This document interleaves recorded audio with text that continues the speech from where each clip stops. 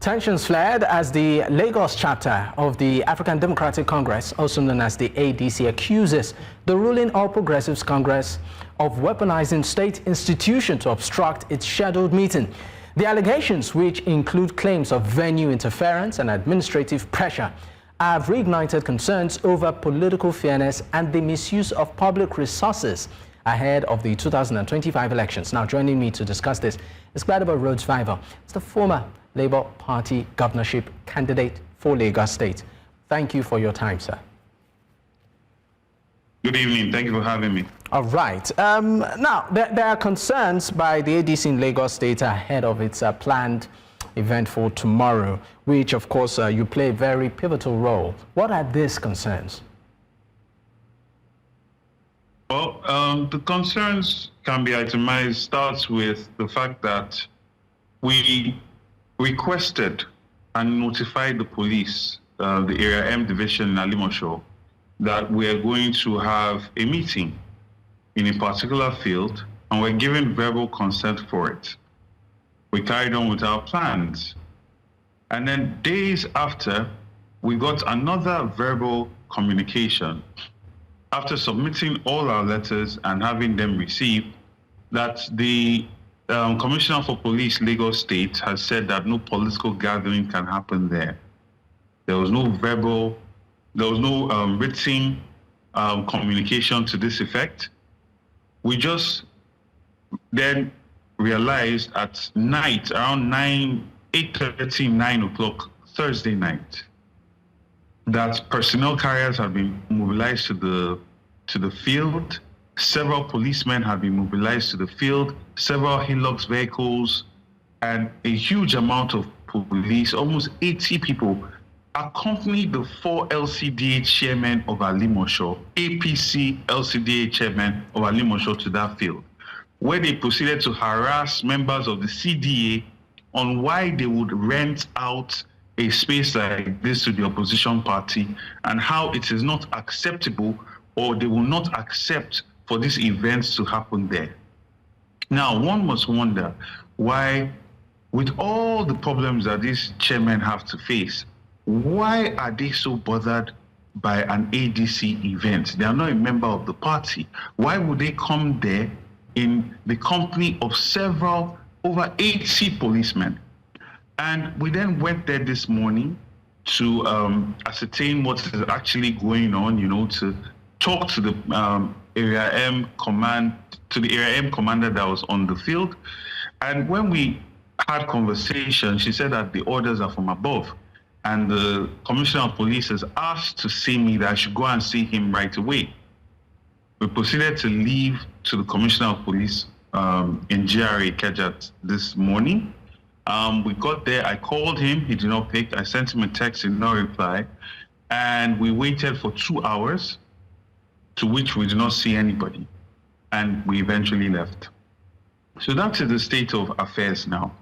It's a sorry state of affairs where there seems to be a strong attempt to create a one-party state. And we must bear in mind that the governors of Cross River and Delta State, did a similar event, an affirmation, where they crossed over to the APC, and there was no such glitch. There was no oppression by the police or anything of that. Just to get this in perspective. So as of now, has the venue been? What's the next stage with the event? Are you still sure of holding the event tomorrow? Or certainly. Okay, same venue? Certainly. Our event is holding as planned. At the same venue? Our event is holding at Alleges as planned. Okay. All right. And just to get this also into perspective, I mean, a little bit is, there seems to be whispers that you might be making a major decision tomorrow around defection. Yes, I am. The whole point of the event is to declare for the coalition in the ADC, to start building the coalition and the structure to create a very formidable opposition party that unites all the opposition parties to face the the ruling party in the next elections. So that means you are leaving the Labour Party? I am joining the coalition in the ADC, yes. All right. Now, just before I also let you go quickly, in terms of governance in Lagos State, you sort of assumed that with everything that seems to be happening right now, it seems governance seems to be drifting into a one-party state in Lagos. I'd like to talk about, I would like you to look at this within the context of Lagosians and what you consider their biggest yearnings right now. I give you, let's start from Alimo show that we're talking about. I was there this morning. Inner roads are a complete mess. But you have 4 LCDA chairmen descending on a small field with 80 policemen to say that another party cannot hold an event there. You see, their priorities are twisted. If a government is doing well for their people, they will have no concern about what opposition is doing. But they want to continue performing at such a poor level, but also stifle people complaining and trying to offer solutions to that. And you see, there's this abuse of state power. You saw it even when they did it to themselves with the members of the State Assembly.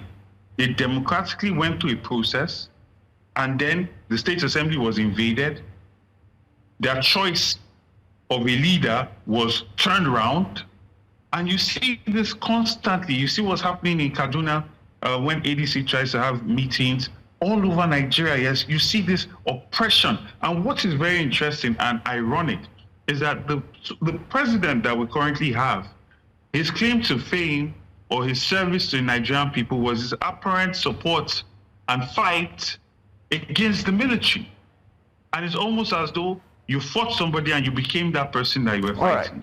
Because a one-party state where this is our constitutional right to be able to gather. We have freedom of association. We're in a democracy. So this is completely unacceptable, and the people must stand to reject this sort of authoritarian government. All right. Before I let you go, just a simple answer. As an opposition in the state, right, do you feel safe?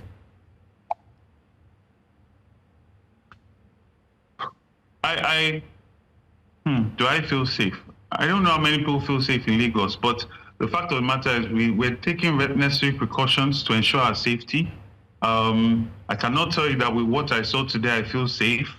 But, you know, we have to do this. We have to do this because it's only going to get worse. A bully will only continue to bully you more and more if you continue cowering. And that's not going to happen. All right, Gbadebo Rhodes-Vivour, thank you so much for your time. A former Labour Party governorship candidate, Lagos State. Once again, thank you for your time.